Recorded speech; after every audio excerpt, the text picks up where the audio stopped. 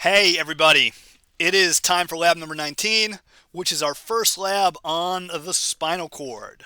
So we did 3 labs in the brain, and we're sticking with the central nervous system for now, and we're going to do some spinal cord anatomy. Mostly what we're going to do today is gross anatomy, but before we get there, we're going to look at some histology, and what I see here is a microscopic section from the spinal cord. Now, later on, we're going to talk a little bit about the spinal cord in cross section.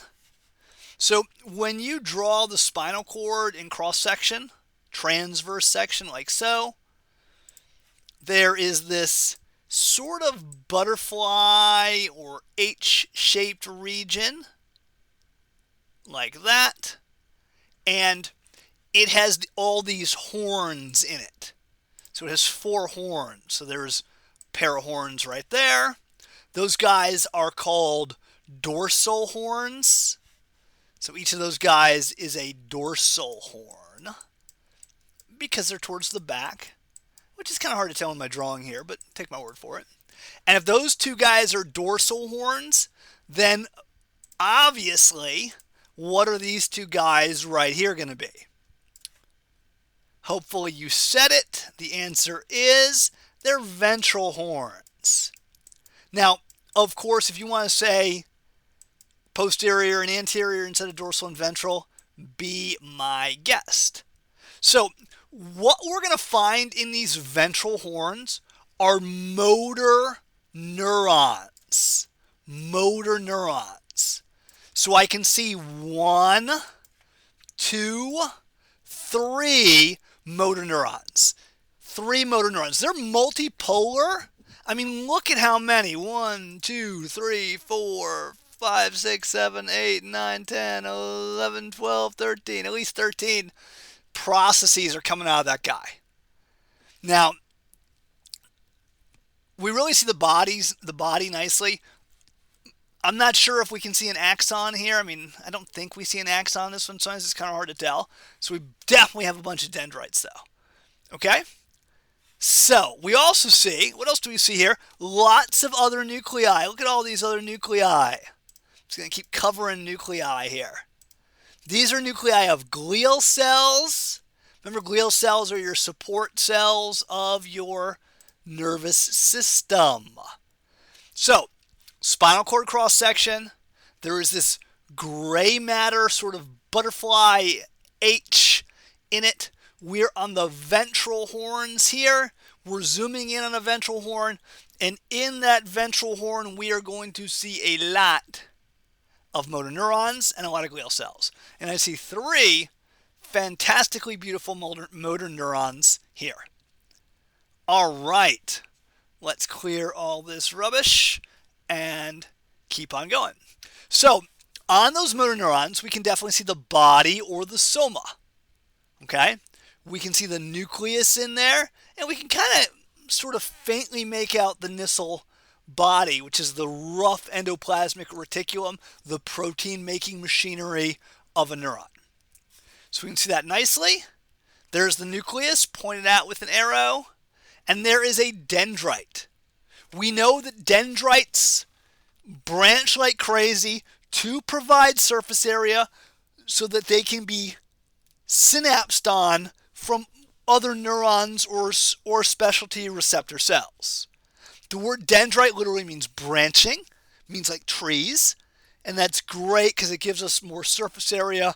More surface area means more synapses, more information, which is fantastic. All right, there's a glial cell right there. We know glial cells do a lot of support function. Okay, boom, we're done with the histology, and we are switching to model time. This is a motor neuron right here. So this is a motor neuron. What I'm looking at, like this part that I'm going to draw a circle around right here, this is the body of the motor neuron. I do see its nucleus. This is its nucleus right here. These little purple guys in here are called nucleoli. That's where you make ribosomes, if you remember ribosomes back from general bio. So there's our nucleus right there. We can see other organelles in here as well, including the Nissl body. So all this gray with the little red dots, that is the Nissl body. All right. Let's shake a leg here and keep on going. So down here we have the beginning of our axon. We know the axon begins with a tapering structure called the axon hillock. And that is where action potentials are going to begin. So if a graded potential gets to right here and brings this area to threshold, an action potential will begin. Okay, we also see just the plasma membrane of the axon. So we see it right here where it's been cut, and we see the outside of it here. The plasma membrane of the axon is called the axolemma. The lemma part of this word means like covering, or literally I think it means husk. Think about like the husk of a corn on the cob. So it's the axon's husk. It's the axon's covering. So we see that on the axon there. If we keep going, we also see a bunch of dendrites. And we know what dendrites do. We see what? At least 2, 5, 7, 8, 10. I see at least 10 dendrites here. I also see telodendria.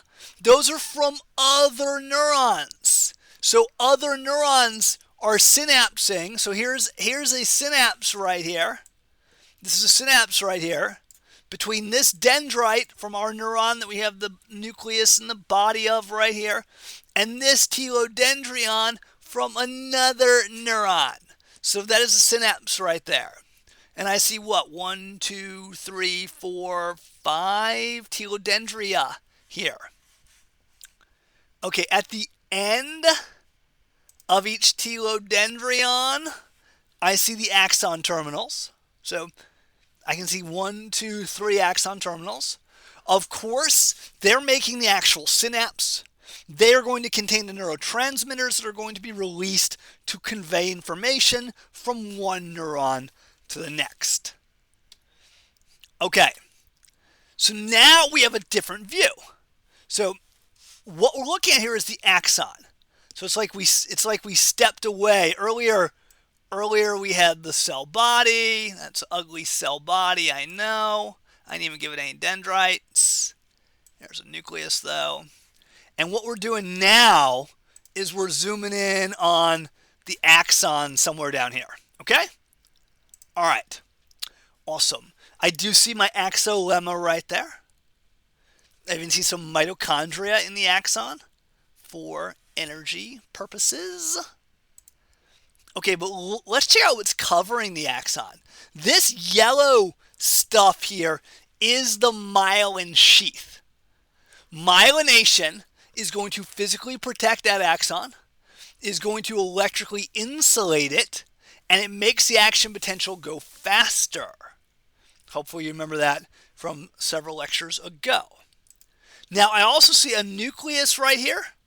That is a nucleus of a Schwann cell. The Schwann cell is going to wrap around the axon, and each of these little lines here is a layer of Schwann cell plasma membrane.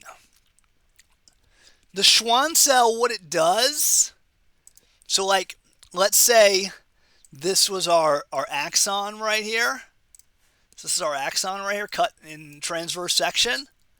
What the Schwann cell does is, here's the Schwann cell's nucleus. Here's the rest of the Schwann cell. Boom, boom, boom. The Schwann cell is like really skinny. And what it does, it starts to just wrap around the axon. So this really skinny part is just going to wrap around the axon. So you end up with all these layers of Schwann cell membrane. There's a nucleus. And then the axon is like in the middle there. I meant to make that a blue one. There we go. That's not exactly the right place, but hopefully you get my idea. Now I actually see a couple Schwann cells here. I see one right here, and I see one down here as well. There's one probably up top there too. Now don't forget that Schwann cells, when they're neighboring, they don't actually touch. There is a fine space between them, and that space is called a node of Ranvier, and the nodes of Ranvier are where the action potential, quote unquote, jumps along the axon. Remember for lecture, that was called saltatory propagation, and it was dang fast. Okay, I also see the connective tissue wrapping around the axon and the Schwann cells. This is some loose connective tissue here. It is called the endoneurium. It is the innermost connective tissue we're going to find in a nerve. So if you were looking at that prefix endo and you were like, wait, hold on a minute, it's on the outside, why is it endo? So it's actually the innermost connective tissue you'll find in a nerve. A nerve is a bundle of axons. And what the endoneurium does is it binds one axon to its neighbors. So as a nerve is a bundle of axons, we got to hold the axons together, anchor them to one another, and the endoneurium does that job. Okay, sweet, we're done with the neuron model. Yes. And now we can look at the spinal cord. I think that's all. The final thing we're going to do for the rest of this video is spinal cord. This is a deep dissection here, okay? We're actually looking at the spinal cord from the front. It's a view from the front of the spinal cord. We can see some ribs down here. We can see the delicious muscle between the ribs too. We can see the spinal cord. I mean, this is all spinal cord right here. This sort of like double structure here is all spinal cord. Okay? I also see a lot of spinal nerves coming out of the spinal cord. You see all those spinal nerves? I see them escaping between vertebrae. So look, there's this gap between vertebrae right there. You remember what that was called? That's the intervertebral foramen right there. So I can actually see the spinal nerves coming out through those intervertebral foramina. I can also see the skull up top here. Check out the skull. I can see the skull up here. I can see the brainstem right here. Like I see the pons right here. There's a trigeminal nerve on the side of it right there. So I see that pons up there as well. So a lot of stuff going on here. What I'm most interested in right now, though, is this spinal cord coming down here and its beautiful spinal nerves. The spinal cord looks like it's like these twin pillars here because there is a structure called the anterior median fissure. Remember how the brain had the longitudinal fissure? Well, this is kind of like that. It's kind of like that. So I can see that anterior median fissure so nicely, creating this like twin column appearance on the cord. All right, what else can we see? Well, the area right here where the letter E is, where the red arrow is slightly wider than the area down here or the area up here. This is known as the cervical enlargement. Okay, the cervical enlargement. This is where you're going to find a whole lot of motor and sensory neurons going to and from the upper limbs. Think about how mobile your upper limbs are, right? Think about all the muscles required to control those upper limbs. Those motor neurons, the cell bodies of them, are going to be in this region of the spinal cord. And the abundance of those cell bodies, so there's so much movement, so many muscles, so many motor neurons, the spinal cord ends up getting a little bigger here. Similarly, it's the same idea as sensation. Think about like the sensitivity of your fingertips and just about all the proprioception that you need for your upper limbs. So there's a lot of sensory neurons as well, and those two things contribute to this cervical enlargement. Okay, we jumped to the bottom of the spinal cord. All right? We're jumping to the bottom of the spinal cord. Now, you may be wondering, where's the spinal cord end? And the spinal cord actually ends at the level of L1. That is your first lumbar vertebra. So it doesn't go all the way down the whole vertebral canal. It ends at the level of L1. Now, before it ends, there's another wide-ish region called the lumbosacral enlargement. Now, the cervical enlargement was for the upper limbs, all the motor and sensory neurons. The lumbosacral enlargement is for the lower limbs. Same argument, same logic is going to apply. Check out, we still see some ribs up here. We still got nice vertebrae visible as well. All right. Now, the very last part of the spinal cord, before it ends at L1, is this area called the conus medullaris. What do you think the word conus means? Easy question, right? It means cone. Because at the very end, the spinal cord is going to taper. You can see it narrowing here.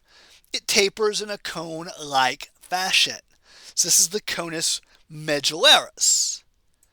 Now, there is a meningeal anchor for the conus medullaris.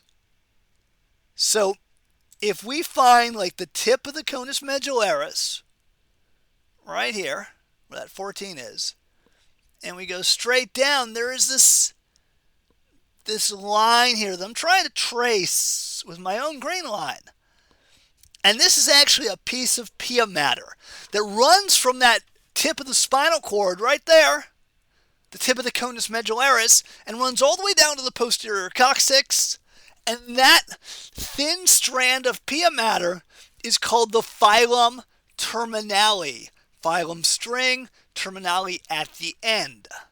And it is the inferior anchor of the cord, anchors the conus medullaris to the posterior coccyx. Okay. Let me ask you a question for a second here. I just, a moment ago, said the spinal cord ends at L1, right? But then after L1, you got L2, L3, L4, L5, you got the sacrum. And there are holes for nerves between L1 and L2, between L2 and L3, between L3 and L4. There are holes for nerves in the sacrum. So what this is going to mean is that nerves from the bottom, from the inferior parts of the cord, have to travel down first before they go out. So nerves go down first and go out. Your lumbar nerves are starting up here, and they're going down and out, down and out. Your sacral nerves are starting up here and going down and out. So you end up with this vertical bundle of nerves. It's in the vertebral canal. It's below the conus medullaris. And it's all this stuff right here. This is a bundle of spinal nerves. Remember, the filum terminale was the little bit of pia matter right in there. Now, this bundle of spinal nerves, lumbar, sacral, coccygeal ones, that are running vertically before they exit the column, is known as the cauda equina. Because somebody looked at this thing and said, that really looks like the tail of a horse. That's what cauda equina literally means. Okay, fantastic. All right, we finished another model. And now we are going to look at a cross-sectional model of the spinal cord. Don't look at this word right here. I know you just looked at it, right? Cervical. This is the cervical spinal cord. How do I know? I know because this is a cervical vertebra. Check out the blood vessels in the transverse foramen right here. Check out the flat superior articular facet. Check out the bifid spinous process. We should have had this model on lab exam number 2. This is amazing. So we're going to go over this guy. Before we do, though, do you see the butterfly of gray matter that I drew so long ago? There it is. Looks a little better than the one I drew. It's all right. So we're going to start with some meninges. Remember, the meninges are those membranes that surround and encase the brain and the cord. This outermost thick, fibrous one is the dura mater. A little bit deep to it. The next layer in there is the arachnoid matter. If we go a little bit underneath it, there is a space. There's a cavity. That cavity is the subarachnoid space. It is going to contain CSF. CSF in the fourth ventricle leaves the fourth ventricle through the median aperture and the lateral apertures and gets into that subarachnoid space. And then next up, we keep going deeper and deeper here, is the pia mater. The pia mater follows every fold, so the pia mater goes into this fissure here and then back out. That's the anterior median fissure there.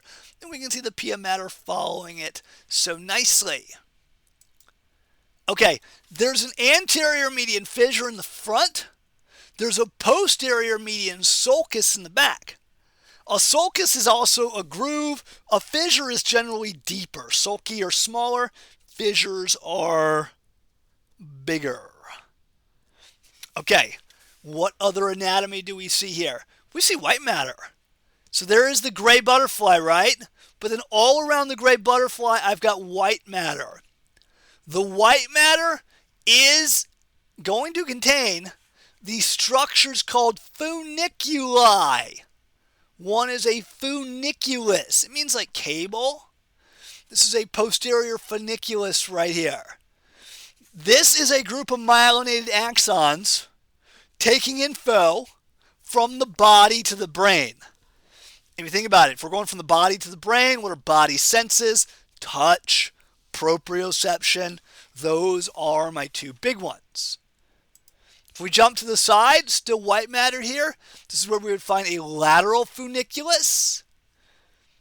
We're taking sensory signals to the cerebellum and the thalamus. Cerebellum for that balance, right?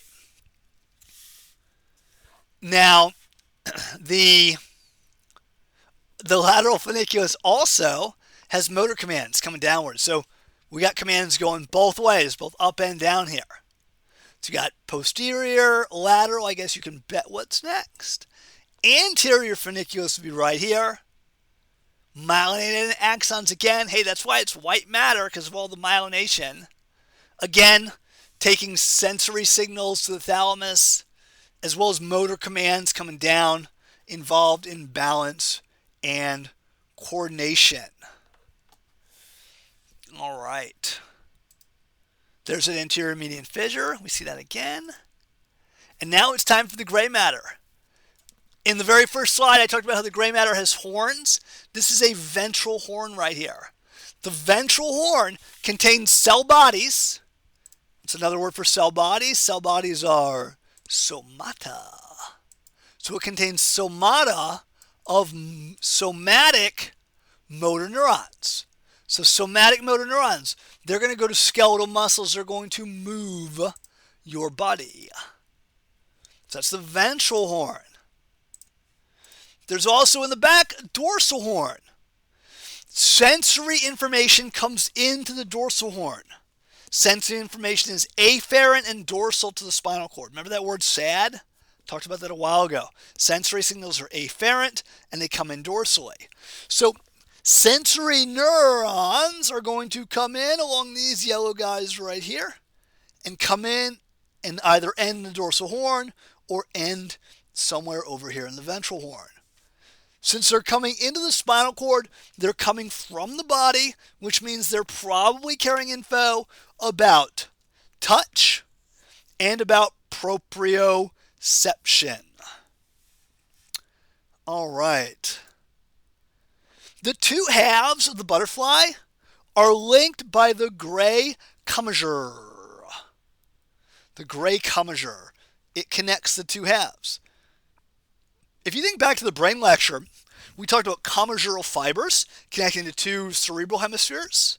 So the word commissure in both situations has this idea of, connection, of bridging.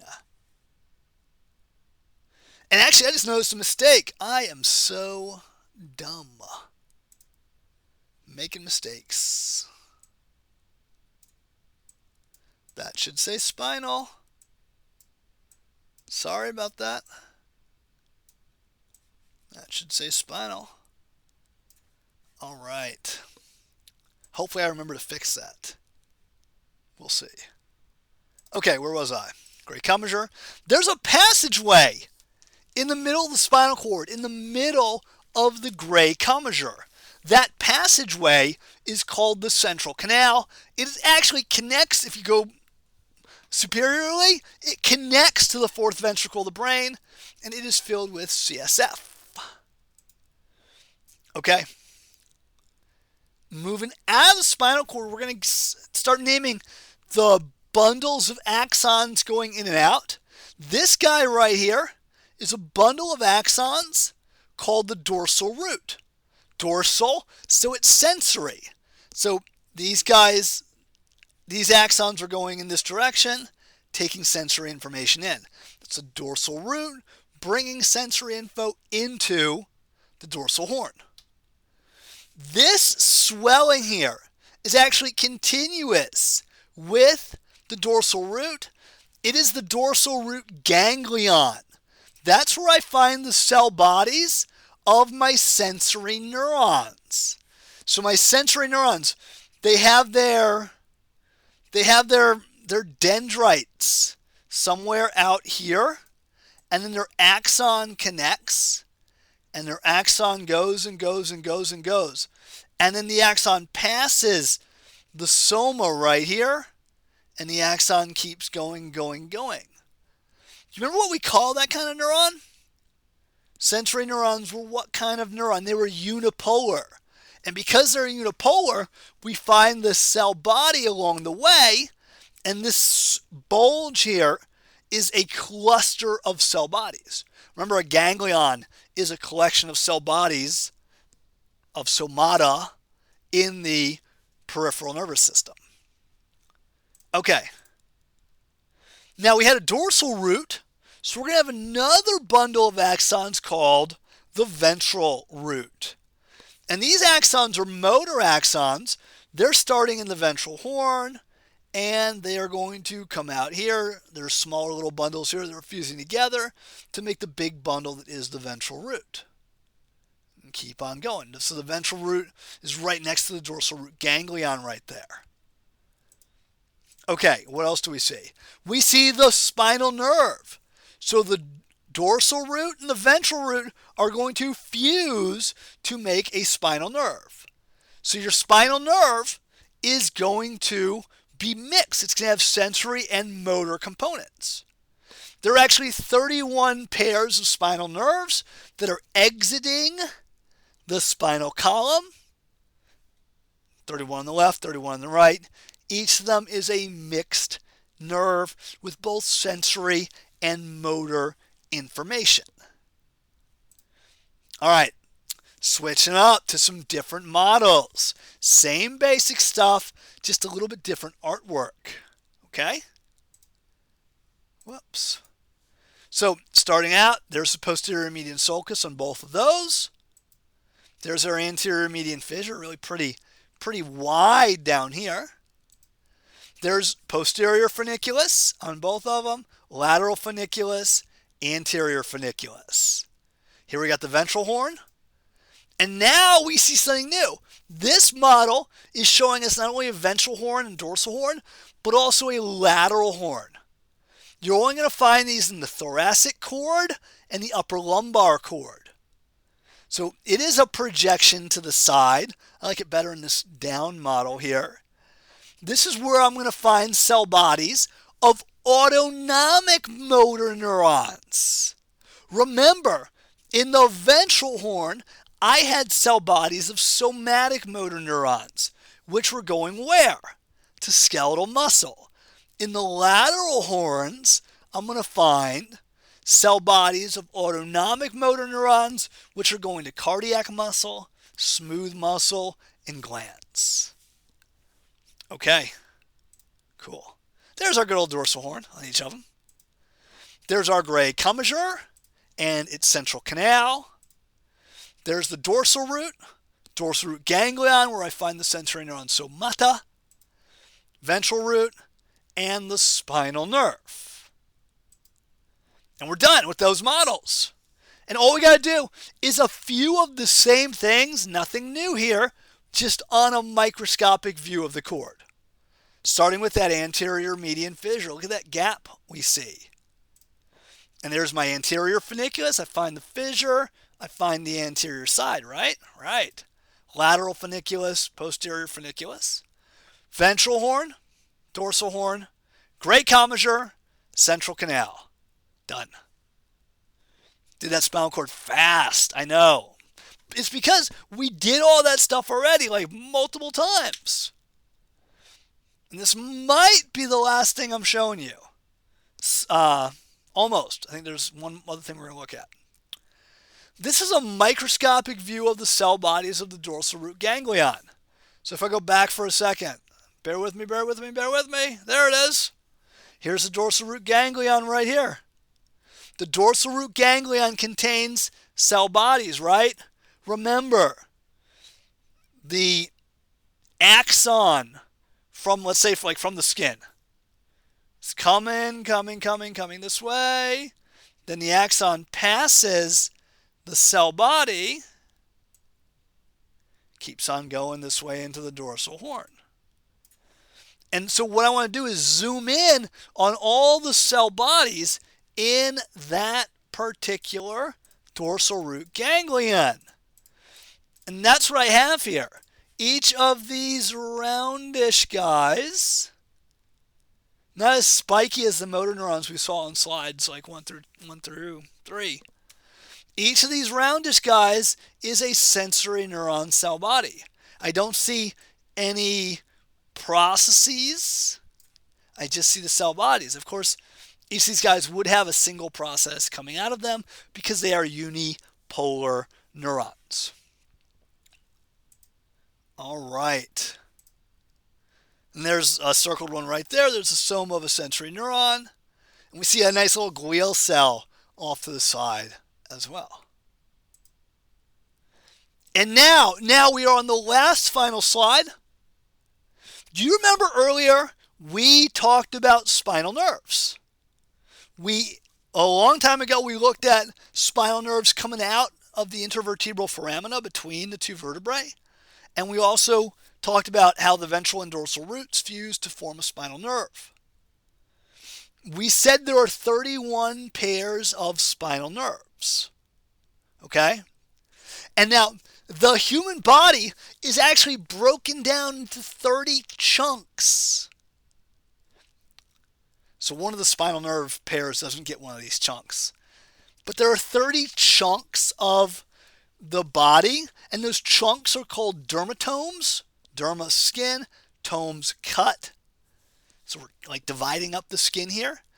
And what this picture shows you is what nerve pair is responsible, or single nerve rather, is responsible for that chunk of skin. Sensory and motor. Okay? So for example, your, patellar region right here, L2 and L3. So the spinal nerves that exit under L2 and under L3.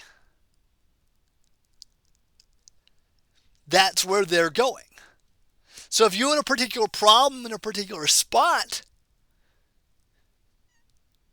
you might be able to figure out what nerve is perhaps not working right. So this is called a dermatome map, and it is pretty cool. And with that, folks, we are absolutely totally done with lab number 19. Hopefully that was as fun for you as it was for me. Might not be possible. Anyhow, I will see you guys later. Bye-bye.